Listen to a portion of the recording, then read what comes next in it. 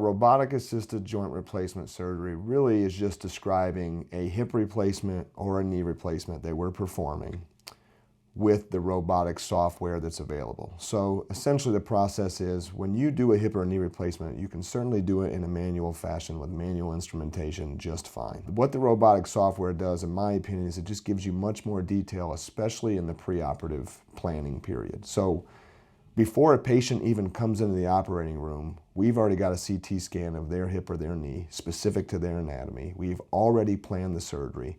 Everybody's bones are different sizes. Not everybody's built the same way. So there are different sizes of components, different sizes of implants. There are different levels of arthritis. There are different levels of deformities. So the robotic system allows us to plan for all of those things before we even make an incision.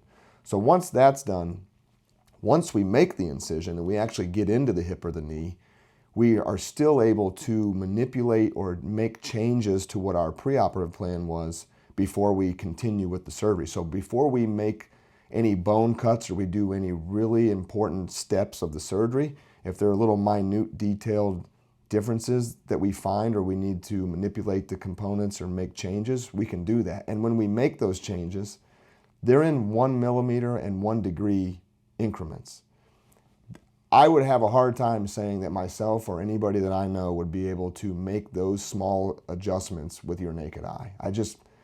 Honestly, I just kind of find it impossible to be able to do that. Now, you could make a couple millimeter changes here and there with the instrumentation, but there's just so much more detail with the robotic system that it's really a no-brainer. And I didn't do any robotics in residency, so when I got the fellowship, it was something that I wasn't sold on at first.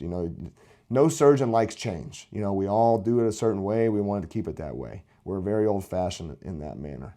But once I saw the difference, once I saw how patients were doing, once I saw what we were able to do with the software, I mean, there was never any going back for me. So, a lot of people think that maybe I'm sitting in a corner playing a little video game, or the robot, the Mako system really is just an arm. It's just a saw or it's a reamer, or it's something that once we make a plan, I still control the saw, but it doesn't allow me to go outside of what the plan was. Essentially, it's kind of like coloring in between the lines. Like once you make that plan, it won't allow you to go out of it by more than 1 millimeter or a degree, which is just far more accurate and precise than I think we can do with the naked eye.